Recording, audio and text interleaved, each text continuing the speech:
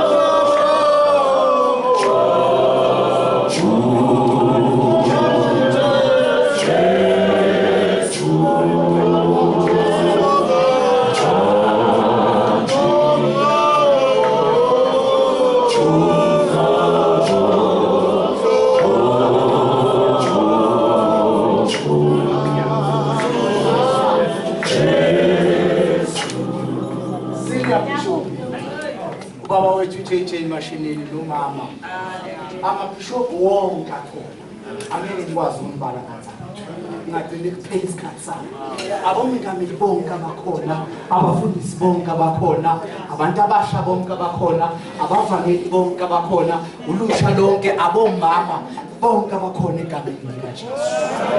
Ngiyabingelela abazalwane ngeyifigama lomfowethu wethu Jesu. Senzelwa ke bazalwane umusa. Umusa lo lesawufuza. Angazi wena ukuthi wasuza. Okay. Asingene ezweni lesithathu. Elokuqala akhulume ngentethelo.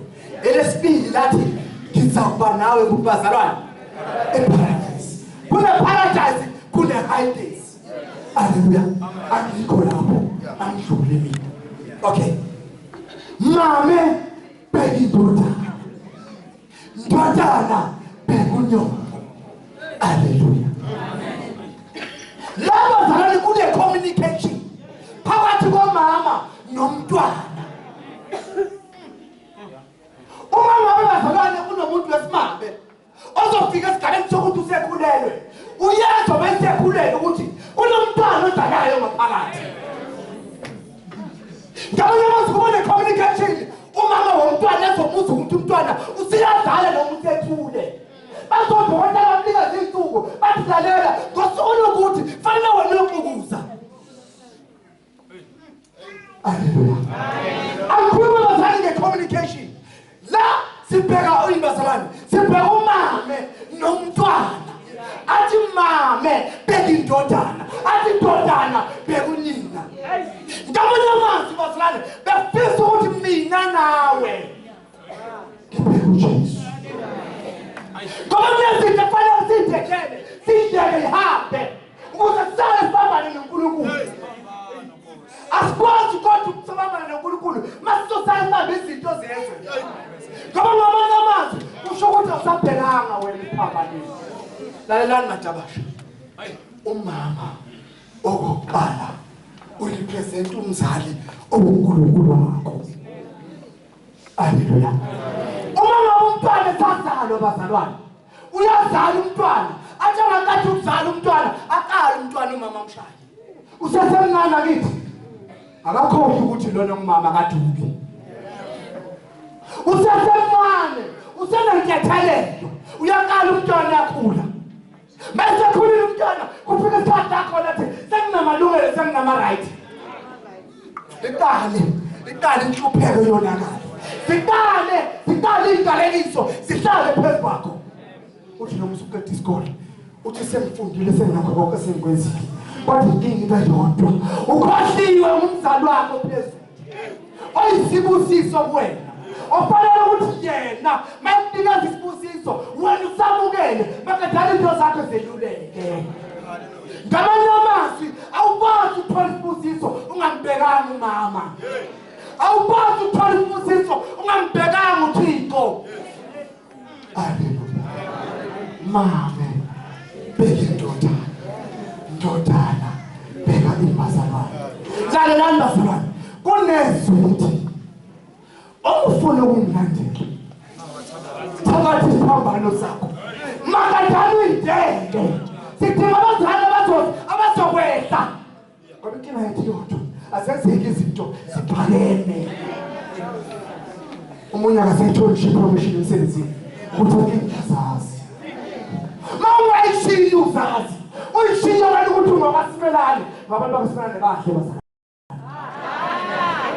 Haleluya. Wathi ubethwa ngakhozi ikhophi ngakhoza. Haleluya. Ngizosho njalo bazalwane ukuthi mame indodana bekunyoko. Bazalwane la communication. Ngaphandle kwale communication awukwazi ukuthola ibusiso. Futhi awukwazi uJesu ukumuzwa. Ngoba inkinga iyodwa awumukelanga isibusiso phezulu. Haleluya. Ngizothi bazalwane siyakhona zonke izinto. Kunesilwane ekuthiwa inhlanzi. Inhlanzi bazalwane ikhandele ukuthi ihlale emanzini. Mawenzeka fika ikhukhula zilahlele ngaphandle ngakhamala umfana uzingelayo ahlale ngolala ngadingadla. Inkinga seyiphumile la ebekelwe khona. Bese ukuthi bazalwane nihlale ebandleni nifuna waphezulu. Manje vusa kanye noKristu. Haleluya. Sithola abazalwane namhlanje abangafuswanga kanye noKristu. Sithola abazalwane namhlanje abahlubukayo endleleni. Umbhoko umzalwane ethi umbona nje ngagcotshwa uSimelane ngo-2016. Haleluya. Kunezinto akusongela ukuthi uyithethele kwenza inkosi yokwelisa. Makadala ukwazi ukubambana noNkulunkulu. Ngoba ukwazi ukubambana noNkulunkulu mawusathwele imithwalo. Mame bheka indodana bheka. Amen.